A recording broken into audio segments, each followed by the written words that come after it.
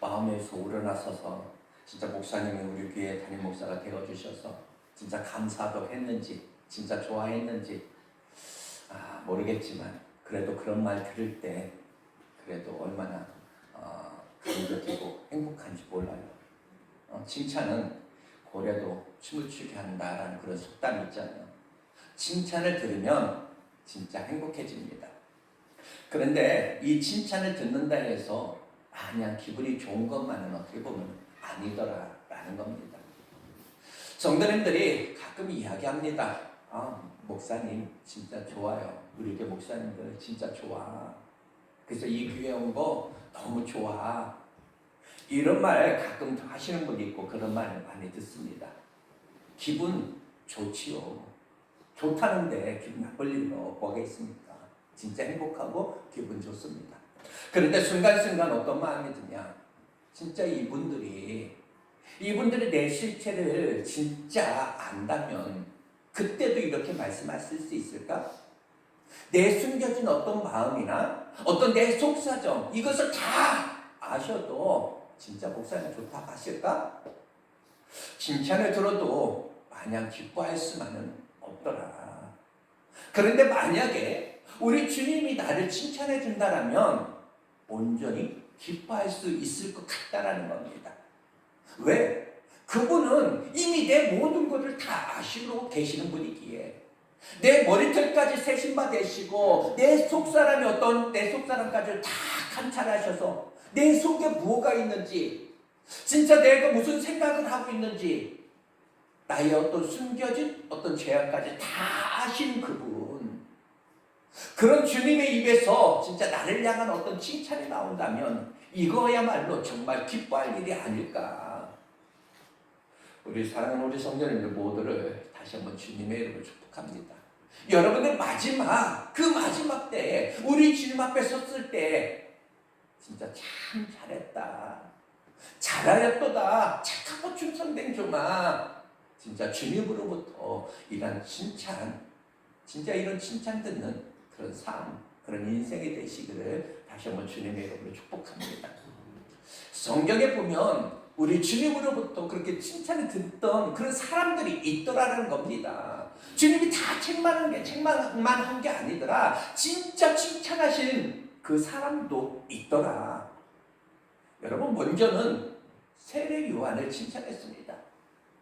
여자가 낳은 중에 이 사람보다 큰 자가 없다라는 겁니다.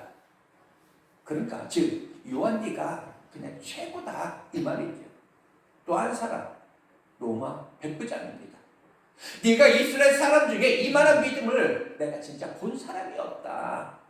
네 믿음 진짜 짱이야. 네 믿음 최고야. 그리고 오늘 본문에 나오는 이 한 여인, 바로 이 한 여인도 예수님으로부터 그야말로 극찬을 들었던 인물입니다. 제자들에게 이 여인에 대해서 이야기하시는데 뭐라고 이야기하느냐? 13절에 보면 이렇게 말하죠. 내가 진실로 너희에게 이르노니 온 천하에 어디서든지 이 복음이 전파되는 곳에서는 이 여자가 행한 일도 말하여 그를 기억하라.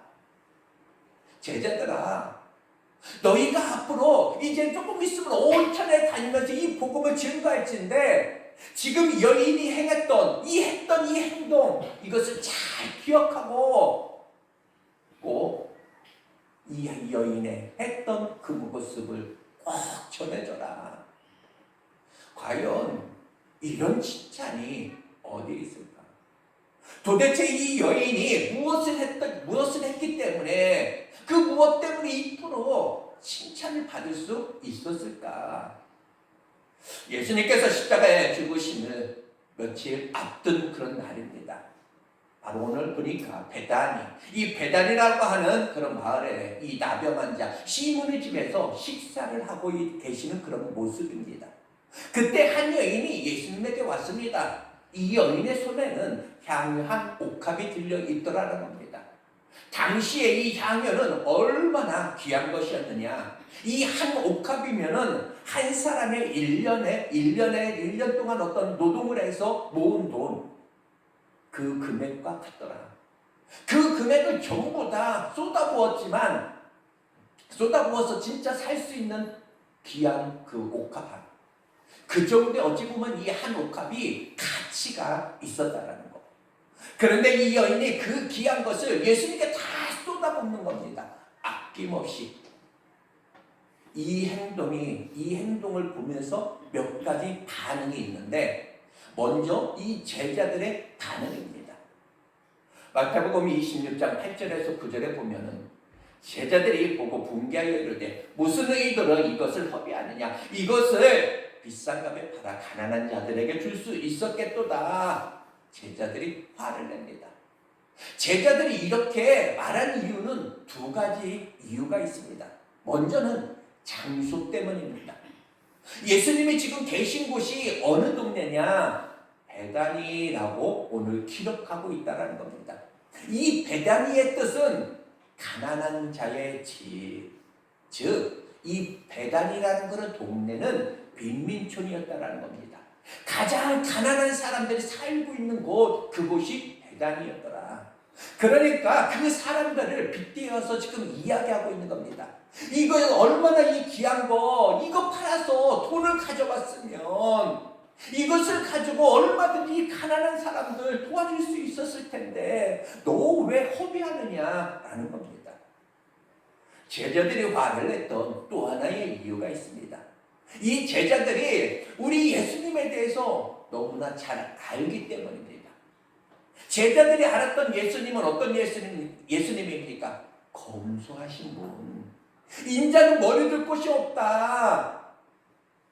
바로 이 또 제자들이 알고 있는 예수님은 가난한 사람, 그 가난한 사람을 불쌍히 여기고 늘 살피시는 그런 주님이었다라는 겁니다. 그러니까 지금 이 주님에 대해서 주님을 대신해서 이들이 지금 그 여인을 꾸지람하고 혼내는 겁니다. 그런데 이때 우리 주님이 보이신 그 반응은 전혀 제자들의 어떤 그 생각과 달랐다라는 겁니다. 우리 예수님의 이 여인을 갑자기 칭찬하시는 겁니다. 제자들아, 앞으로 너희가 이 복음을 전할 때 이 여인이 지금 했던 이 행동, 이거 너희들 꼭 기억하고 있다가 함께 전해라. 아마도 제자들은 깜짝 놀랐을 겁니다. 주님이 왜 이러시지? 왜 갑자기 이런 행동을 하시지? 여러분, 이 주님께서는 이 여인을 왜 칭찬하셨을까? 왜 이런 행동이 진짜 칭찬받을 만한 그런 행동이었을까? 그 이유를 우리 주님으로부터 다시 한번 직접 들어보겠습니다.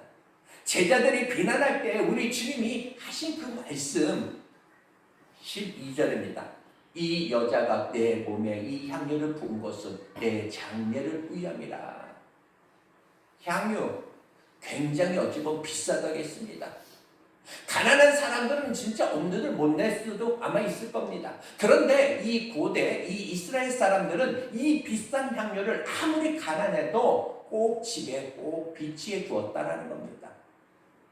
고대의 이 유대인들은 집에 꼭 향유를 두었다가 언제 쓰느냐? 손님이 왔을 때 쓴다라는 겁니다. 직군도 물론이지만 그 당시 거기는 물이 귀하잖아요. 그러니까 사람들이 많이 깨끗이 씻지 못합니다. 그러니까 사람들이 왔을 때 어떤 냄새 그런 것, 손님들을 배려하는 차원에서 그 향 손님이 왔을 때 쓰기도 합니다. 그건 나중에 얘기하고, 오늘 얘기할 거는 또 하나, 이 향유를 언제 썼느냐? 장례 때 썼다라는 겁니다. 오늘 이 장례 때 썼다라는 거, 요것을 말씀을 드리려고 합니다. 장례가 났을 때 그 시신에 이 향유를 꼭 발라야 했습니다. 여인이 지금 그것을 한 겁니다. 그래서 이 예수님이 뭐라고 하셨냐? 내 장례를 위함이라 이렇게 이야기합니다. 이제 예수님 곧 며칠 있으면 나 십자가에 죽을 거야. 그런데 이 여인이 나의 십자가, 이 죽음을 기념한 것이다. 여기서 한 가지 궁금한 거는 이 여인이 아직 죽으시지도 않은 그 예수님이 죽으실 것을 어떻게 알았을까?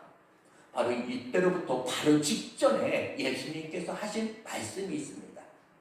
26장 1절에서 2절에 보면 예수께서 이 말씀을 다 마치시고 제자들에게 이르시되 너희가 아는 바와 같이 이틀이 지나면 6월절이나 인자가 십자가에 못 박히기 위하여 내가 팔리리라. 예수님께서 십자가에 못 박혀 죽으리라는 겁니다. 이 말씀하신 것을 많은 사람들이 이미 들었습니다. 이 여인도 예수님이 며칠 있으면 죽으실 거야, 이것을 알게 되었습니다. 그래서 이 여인이 예수님에게 향유를 부어드렸더라. 예수님의 그 장례를 위해서, 그래서 우리 주님이 칭찬하셨다. 바로 이 여인이 예수님의 죽으심을 기념했기 때문에 요 사실 맞는 얘기입니다. 맞아요. 그런데 이것이 다가 아니라는 겁니다. 여인이 행동했던 이 여인이 진짜 예수님의 십자가의 이 사건을 기념했다라는 거, 요것을, 이 마음을 뛰어넘어서 더 중요한 의미가 담겨 있더라. 여러분, 이런 의문 여러분 안 되십니까? 장례를 하려면 언제 해야 됩니까? 사람이 죽은 다음에 하는 겁니다. 죽은 다음에 시신에 발라야 한다. 이것이 정답입니다. 그러면 예수님이 죽으실 걸 알면 죽으신 다음에 발라드려야 되는 것 아닐까? 왜 죽기 전에 와서 예수님께 이 향유를 부었을까? 그러면 예수님 나한테 그랬더라면 기분이 나쁘잖아요. 나보고 빨리 죽으라는 얘기인가? 그런데 우리 예수님이 그 여인을 칭찬했다라는 겁니다. 왜 여인은 미리 와서 예수님의 장례를 준비하는 것일까? 이유가 있다라는 겁니다. 그 당시 장례문에 대해서 잠시 이야기하면 고대 유대인들의 어떤 장례 방식은 아주 특별했습니다. 이 사람들은 장례를 2번을 치릅니다.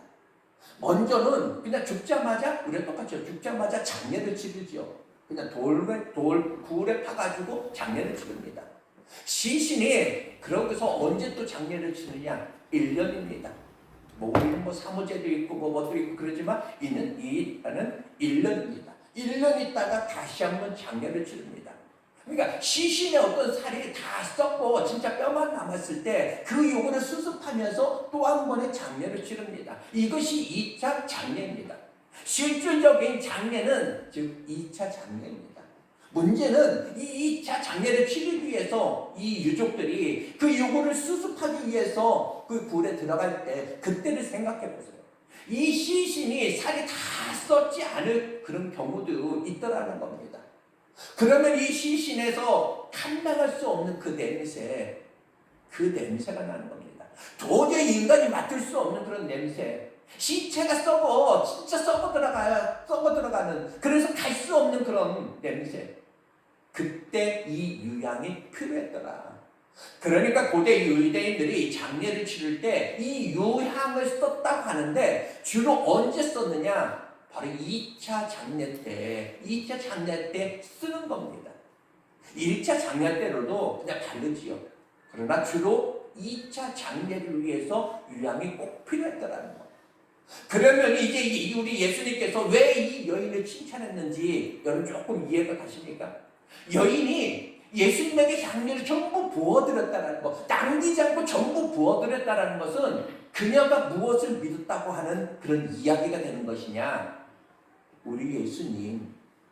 우리 예수님에게는 절대로 2차 장례가 있을 수 없다. 왜?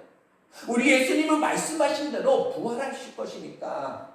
그래서 그것을 나는 믿습니다 하는 그 마음. 그래서 2차 장례를 위해서 준비해 놓았던 이 유향, 이 옥합, 이걸 가지고 예수님 앞에 확 다 전부를 부어드렸더라.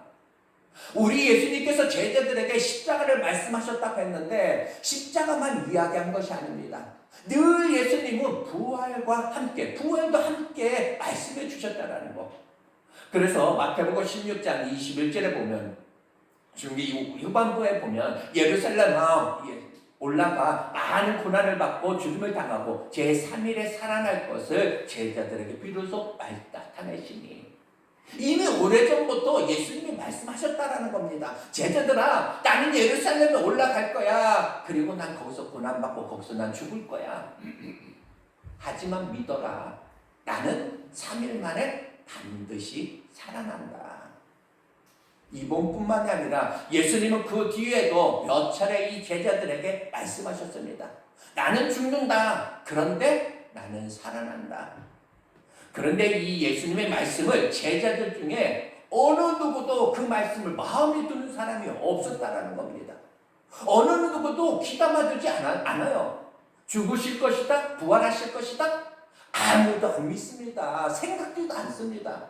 그런데 이 여인이 그것을 믿었다라는 거. 이 여인은 예수님의 십자가의 부활을 확실히 믿었고, 그래서 자기의 온몸으로 그것을 지금 표현하고 있더라. 나는 믿습니다. 당신은 죽을 것이지만 반드시 당신은 살아날 것이다. 나는 그걸 믿습니다. 그래서 예수님이 감동하셨다라는 거. 아무도 안 믿는데 이 여인만 그것을 믿으니 얼마나 감동하셨을까. 그 여인을 칭찬했다라는 거.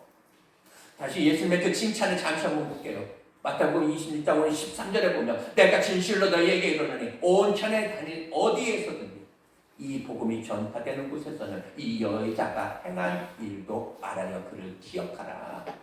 이게 무슨 뜻입니까? 예수님이 뭘 기억하라는 겁니까?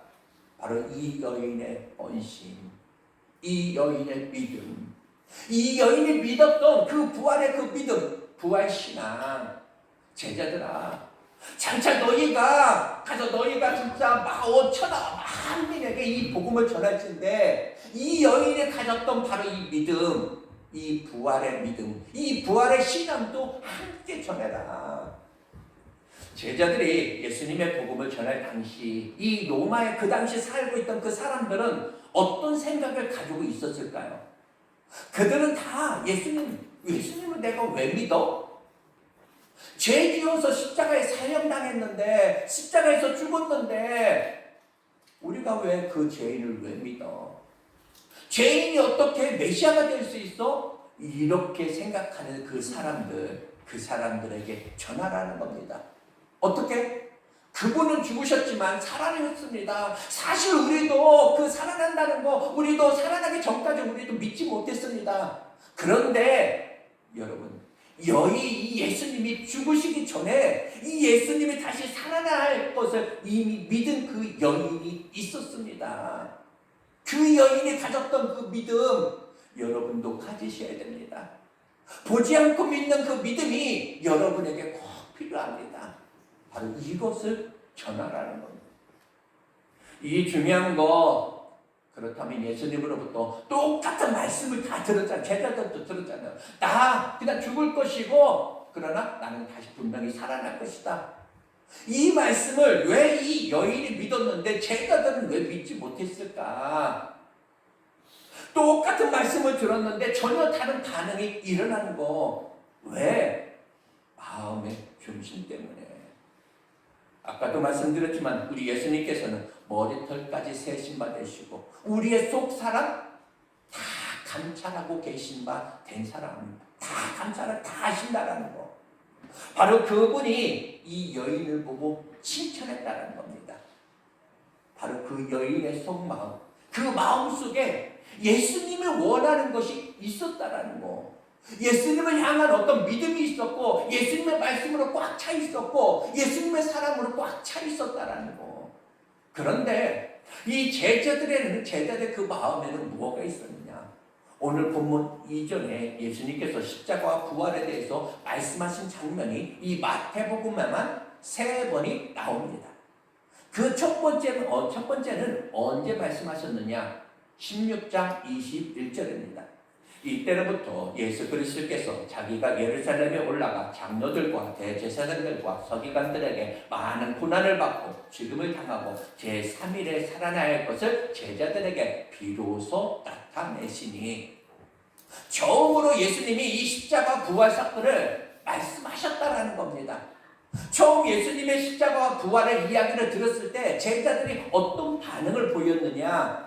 그 다음 22절에 보면 베드로가 예수를 붙들고 항변하여 이르되 주여 그림하옵소서, 이 일이 결코 주께 미치지 아니하리이다. 주님이 왜 죽습니까? 이 말을 들었을 때 어찌 보면 베드로 굉장히 의리 있고 진짜 예수님을 걱정하는 것 같다라는 생각이 듭니다. 그러나 아니었다라는 겁니다. 우리 눈에는 베드로가 진짜 의리 있는 것처럼 보이지만 그 속사람을 꿰뚫어 보시는 주님의 눈에는 다른 것이 보였다라는 겁니다. 뭐가 보였습니까? 그 다음 16장 23절에 보면 예수께서 돌이키시며 베드로에게 이르시되 사탄아 내 뒤로 물러가라. 너는 나를 넘어지게 하는 자로다. 네가 하나님의 일을 생각하지 아니하고 도리어 사람의 일을 생각한다. 이렇게 하셨다라는 거. 뭐가 도대체 예수님의 눈에는 뭐가 보였길래 사탄이라고까지 했을까? 네가 하나님의 일을 생각하지 아니하고 도리어 사람의 일을 생각하는도다. 즉 육신적인 것을 네가 생각함으로 이 땅을 향한 어떤 욕망으로 네가 진짜 가득 차 있구나. 누가? 베드로 안에. 그것이 뭐였을까? 두 번째로 예수님이 제자들에게 십자가와 부활을 말씀하셨습니다. 예수님이 얼마나 답답하셨을까? 이것을 생각하면서 여러분 들으시기 바랍니다. 마태복음 17장 22절에서 23절에 두 번째 말씀합니다. 갈릴리에 모일 때 예수께서 제자들에게 이르시되 인자가 장차 사람들의 손에 넘겨져 죽임을 당하고 제3일에 살아나리라 하셨으니 제자들이 매우 근심하더라. 이렇게 말합니다. 얘들아, 나 죽을 거야. 그리고 나 살아날 거야. 이렇게 하니 제자들이 근심했대요. 베드로가 보였던 그 반응하고 비슷하다는 겁니다. 제자들은 무엇을 생각했느냐? 바로 이어지는 말씀에서 그들의 생각이 다시 한번 나타납니다. 마태복음 18장 1절에 보면 그때 제자들이 예수께 나와 이르되 천국에서는 누가 크니까? 예수님이 십자가 부활을 말씀하셨는데 뭐라고 하느냐면 예수님 천국에서는 누가 큰 자입니까? 한 가지 아셔야 될 것, 이 제자들이 말하고 있는 이 천국은 우리가 생각하는 그런 천국과는 다른 것입니다. 유대인들은 천국이 이 땅에서 이루어진다라고 그들은 믿었습니다. 메시아가 오면 진짜 로마 제국을 진짜 무너뜨리고 이 땅에 메시아가 다스리는 그런 나라를 만들 것이다. 그 나라에서 우리는 어떻게 왕노릇 할 것이다. 예수님이 예루살렘에 가서 이 로마 제국을 무너뜨리면 그 나라가 세워지는 줄 그들은 알았더라.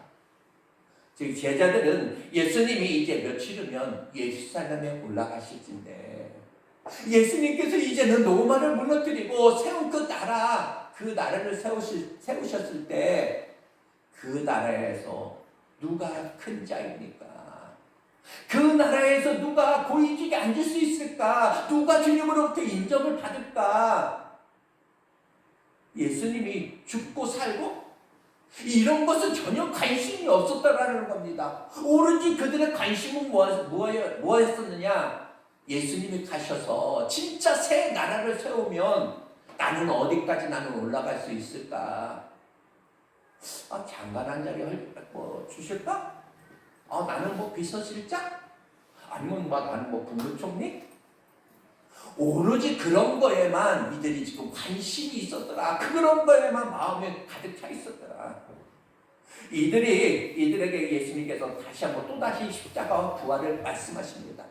그것은 마태복음 20장 18절 19절에 보면 보라 우리가 예루살렘에 올라갔더니 인자가 대제사장들과 서기관들에게 넘겨지매 그들이 죽이기로 결의하고 이방인들에게 넘겨주어 그를 조롱하며 채찍질하며 십자가에 못 박게 할 것이나 제3일에 살아나리라.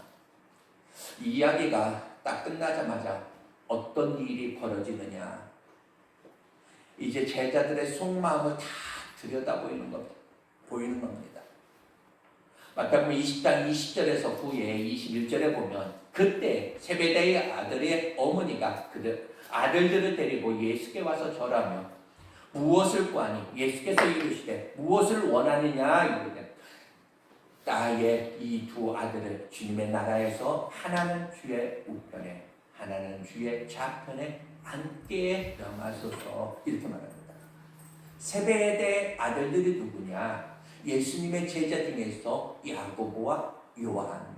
그 야고보와 요한인데 이들의 엄마가 와서 부탁해 냈다는 겁니다. 사적으로는 예수님의 이모뻘 되는 사람입니다. 그러니까 이모가 조카를 찾아와서 이야기하는 겁니다. 조카님, 나 부탁이 있어. 뭔데요? 이제 예루살렘에 들어가서 새 나라를 세울 거 아닌가? 그런데 그때 핏줄 좋다는 게 뭐야? 제일 높은 자리에 딱 하나 그냥 앉혀줘. 이들만큼 조카님을 지켜줄 사람이 누가 있겠어? 우리 예수님, 아무리 십자가, 아무리 부활을 얘기해도 여기에는 하나도 관심 있는 사람이 없더라는 거. 오로지 관심은 새 나라에 가서 누가 높은 자리에 오를 것인가, 여기에만 관심이 있더라는 겁니다. 예수님이 얼마나 마음이 아팠을까. 어머니가 와서 진짜 천탁학을 간 그 이야기를 제자들이 듣게 됩니다. 알게 되죠. 그리고 나서 이들에게 어떤 일이 벌어지느냐.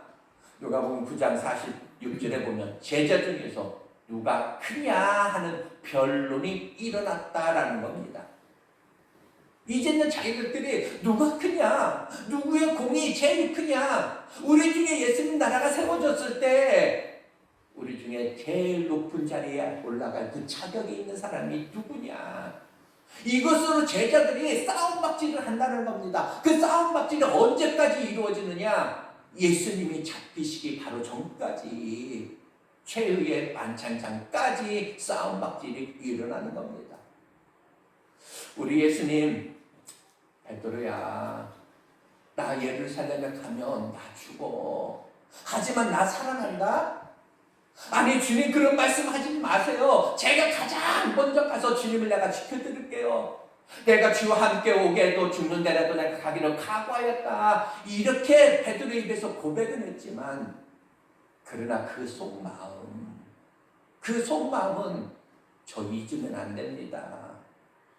왕이 되시면 지금 꼭 기억해 주세요. 바로 이 제자들아, 나는 예루살렘에 올라가면 난 죽어. 그러나 나는 살아날 것이다. 이 말에는 아무도 관심이 없었다라는 거. 누구도 예수님의 말씀에 귀 기울인 사람이 없었다라는 거. 예수님이 무엇을 원하는지, 예수님을 위해서 내가 무엇을 해야 좋은 것인지 아무도, 진짜 1도 관심이 없는 그 사람들. 오직 관심은 이분을 통해서 무엇을 내가 얻어낼까? 어떻게 해야 이분을 통해서 내가 출세를 할까? 저들에게 있어서 예수님은 믿음의 대상이 아니었다라는 거. 저들에게 예수님은 내 욕망을 이루어줄 하나의 도구였다라는 것. 그래서 예수님이 잡히셨을 때 다 도망갑니다. 정말로 예수님을 사랑하였고 진짜 믿었더라면 왜 도망갔을까?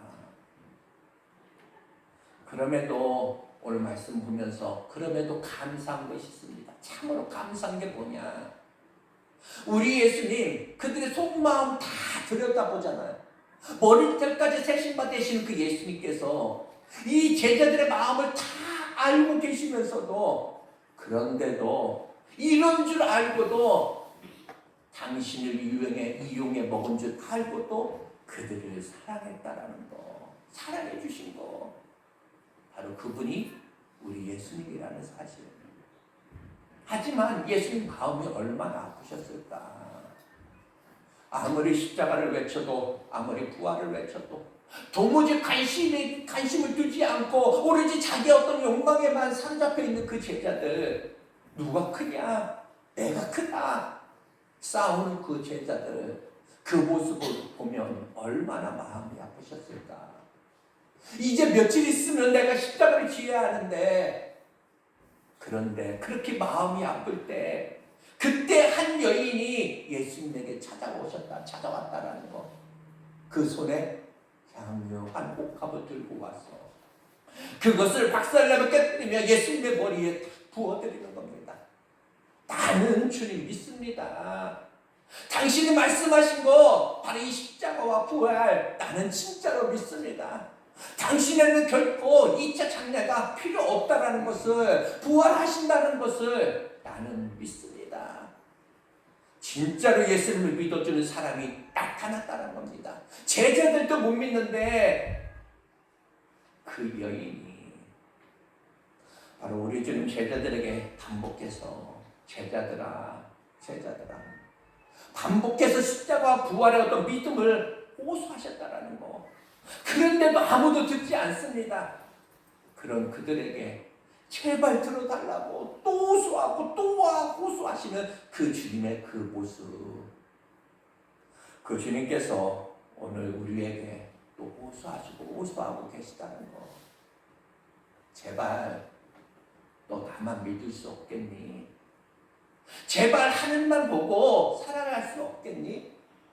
제발 진정한 어떤 예배를 드릴 수 없겠니? 제발 기도하는 사람이 되어줄 수 없겠니? 제발 나의 몸된 교회를 위해서 진짜 헌신해 줄 수 없겠니? 여전히 우리를 향해서 오늘도 다시 한번 호소하고 계시는 그 주님. 그 애타는 그 주님의 호소에 이 주님의 제자된 여러분들 귀를 기울이고 여러분 계시는지, 주님의 어떤 소원을 이루어드리기 위해서 최선을 여러분들 다 하고 계시는지, 아니면 오늘 이 제자들처럼 주님의 타겟 진짜 호소하시는 그 호소를 외면한 채 나의 어떤 욕심과 나의 어떤 소원과 나의 어떤 욕망에만 진짜 취해서 여러분들은 살아가고 계시든지, 우리는 기억해야 된다는 거. 진정한 제자는, 진정한 하나님의 사람은 나중에 주님 앞에 섰을 때 진짜 주님으로부터 칭찬 듣는 거. 너 진짜 잘했다. 충성된 종아. 칭찬 들을 수 있는 그 사람, 바로 그 사람은 주님의 몸을 따르는 사람이 아니라 주님의 그 가르침을 따르는 사람입니다. 주님, 몸만 그리스도인이 아니라 진짜 주님의 그 뜻을 향해서 주님의 그 가르침을 따르는 진정한 그런 그리스도인이 되게 하소서. 나로 하여금 주님 앞에 섰을 때 칭찬 듣는 자, 잘했다. 진짜 칭찬 듣는 자 되게 하소서. 다시 한번 기도하면서 결단하는 우리 모두, 여러분 모두가 되시기를 다시 한번 축복합니다. 잠시 기도하겠습니다.